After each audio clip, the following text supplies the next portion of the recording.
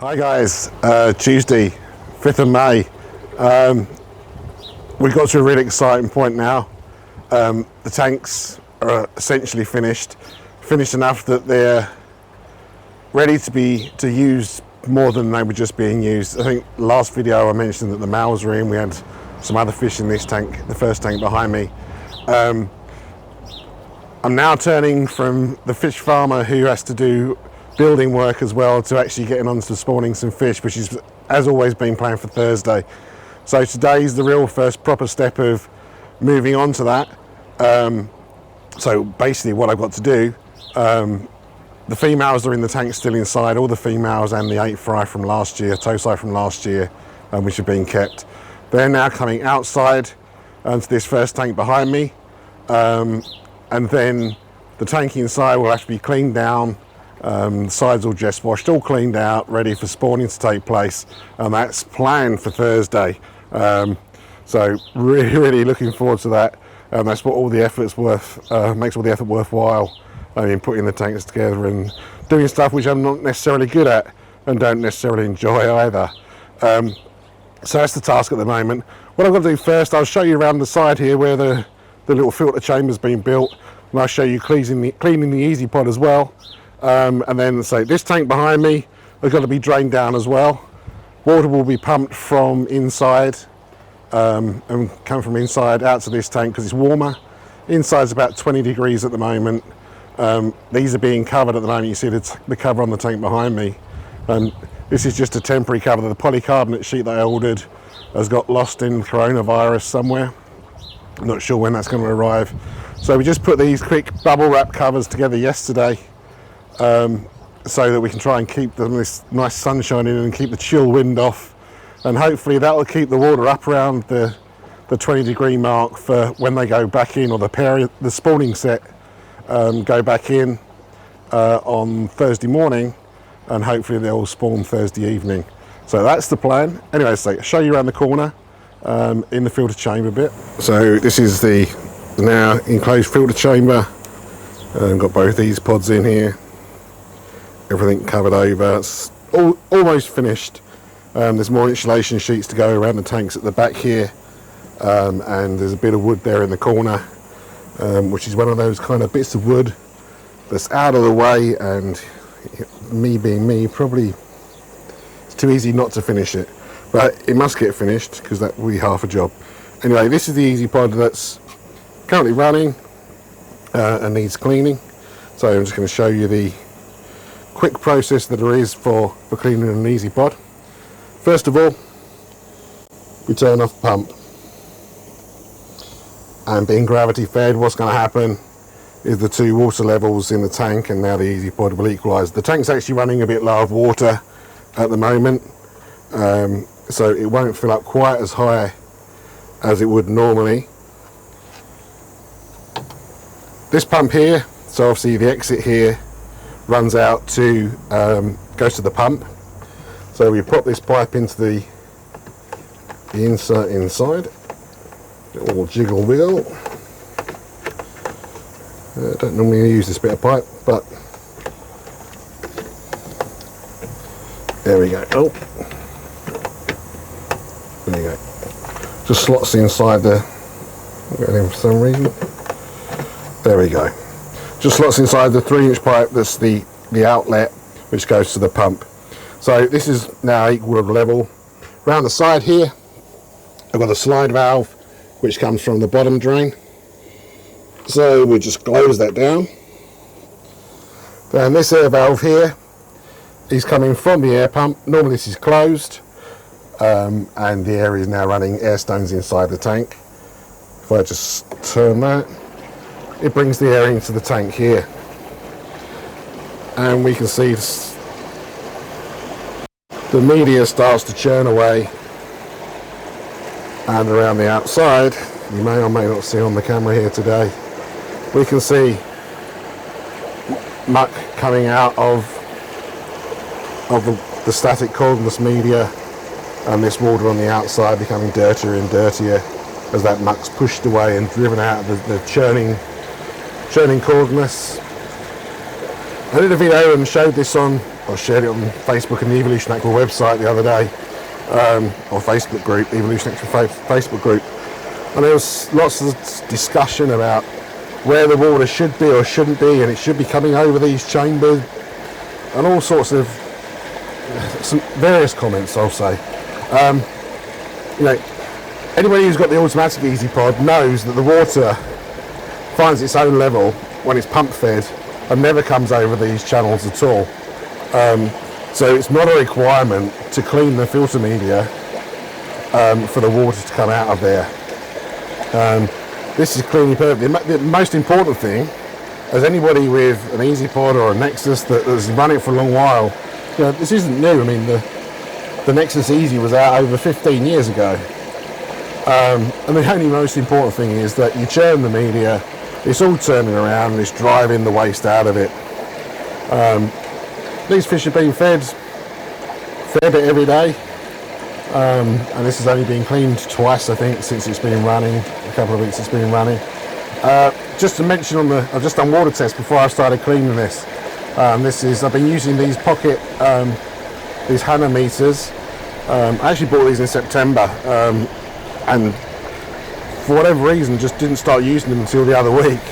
I'm really quite happy with them, to be honest. And I'm happy with those readings as well. 0 ammonia this morning.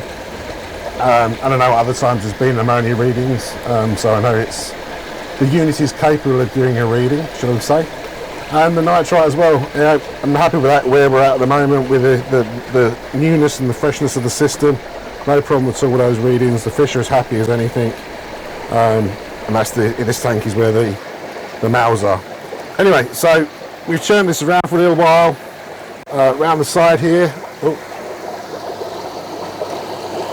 we have seemingly leaking slide valve, leaking there somewhere. Anyway. Pull the slide valve, and then that's now going to run. These are set, the EazyPods actually just run out and water the garden. There's not a huge amount of water that flows out of them when they clean, not a lot of wastewater. So we run it onto the garden, onto the grass, wherever. I'm not really concerned about plumbing in permanent waste lines for these tanks because they're probably not going to be long enough to worry about it. So that's it, that tank will drain down. I should swim it around, pull the bottom drain valve once or twice just to wash out a little bit of waste that maybe gets left from the bottom, and that's it. But now I need to crack on. I need to get these fish out of the tank inside. We'll take a quick look at them before they get moved into the tank. And then I need to start cleaning this tank down because the day's running away from me at the moment. Okay, so first up, the 8 small ones from the tank, and just a little bit of a measure up. The largest one, the Kikasui type here, 31 centimeters. So just coming up to 12 months old now. So in terms of overall size, not too bad at all. Then coming down to the Kiko Kiryu here, the large one at the bottom, 28 centimeters. Going on to this Benny Kiko Kiryu here at the top, 27. 24 for the Benny Kiko Kiryu at the bottom there. My favourite fish from the whole spawning continues, I think, to be, or is now very much, this Kiko Kiryu here. The white skin is starting to thicken considerably. And the little bit of black, although the black's dropping off somewhat. That's in the way.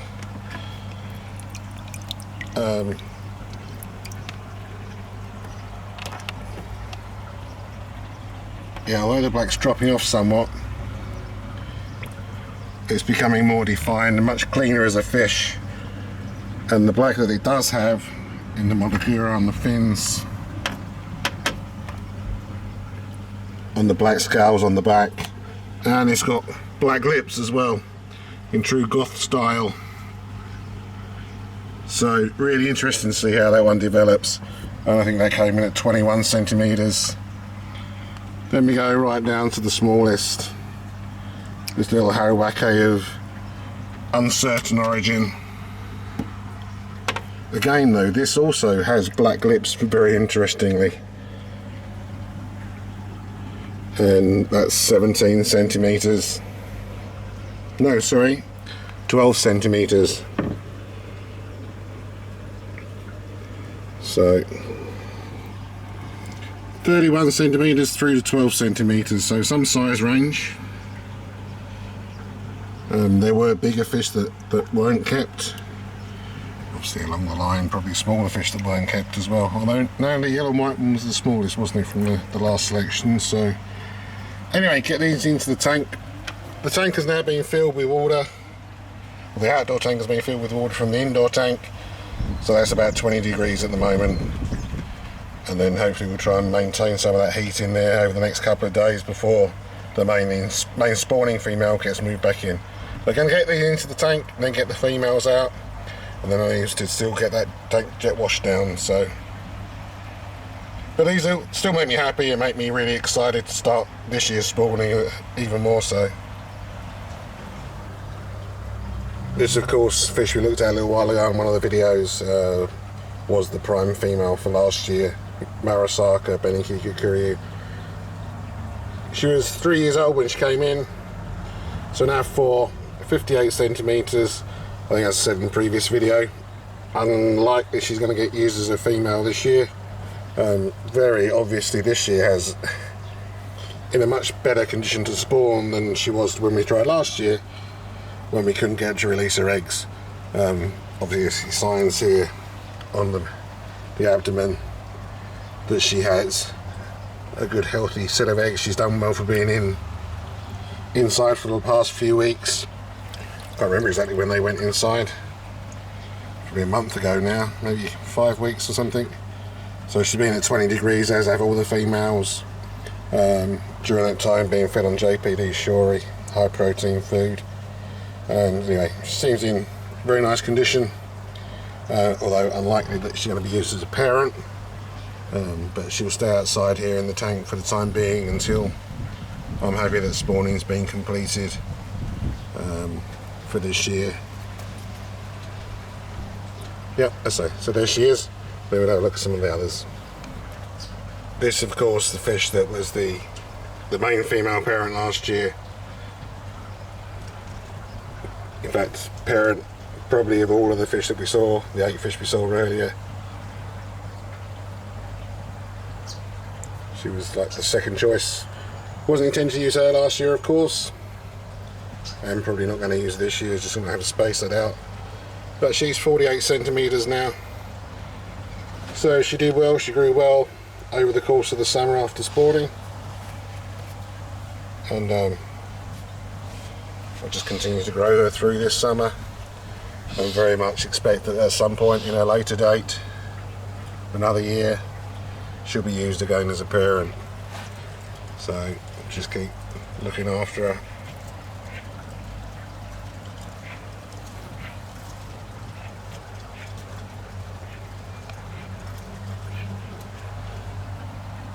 Okay, Kawakami Goshiki, knee size 46 centimetres. If we get round to 2 spawnings this year, then this is the second parent, second set that will be used. I'm happy she seems to be fairly full. Nice full abdomen. Again, she's been, ever since she came to us from Garrett Gatwick Koi, she's been in sort of 20 degrees all that time. So really hope well, it's kind of mixed feelings really, because I would love the Kujaku to have so many babies that we have no space for a second spawning, but also obviously we very much want to do Goshiki as well as the Kujaku, but all very much dependent on how much space we have, how much success we have with the first spawning, and what the fry are like.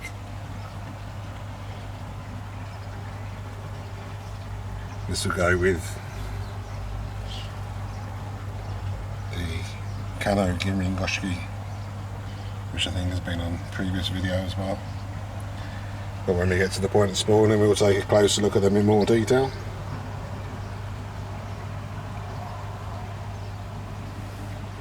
And here, of course, the hopeful star of Thursday night spawning, planned spawning, Omosako Kujaku,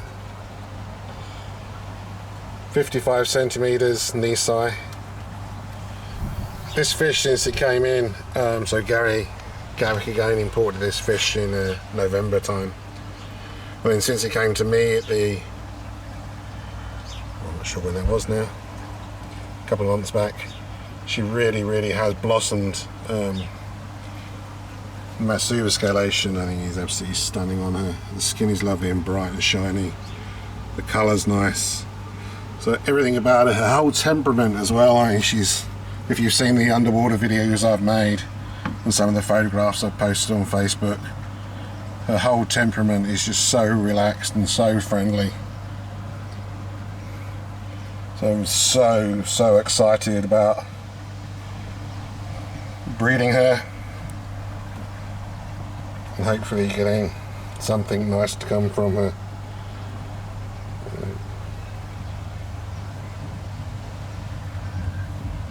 Half of me is also tempted. Half of me is tempted to not even spawn her, to be honest, just to grow her. But that wasn't why she was bought. I think she looks nice and ready. The abdomen's nice and full. Like the Goshiki, they came in together from Gary, and she's been at 20 degrees or so since she came in, and been feeding JPD Shuri during that time. So plenty of opportunity to develop eggs, and hopefully the males, we showed you the males previously on the video when it came in. So the male from Kisakitsu, which is on the previous video. We know that's definitely a male and definitely has sperm, so he's going to be the main protagonist, I would think, and then hopefully the wilder fish as well will step up to the plate and do the goods for us. So anyway, that's Thursday, and there's a lot more work to be done in preparation before then. This will go into this outdoor tank, get them covered over, get some warmth kept in, get the tank filter running again, and then get that tank cleaned down and set up ready for Thursday.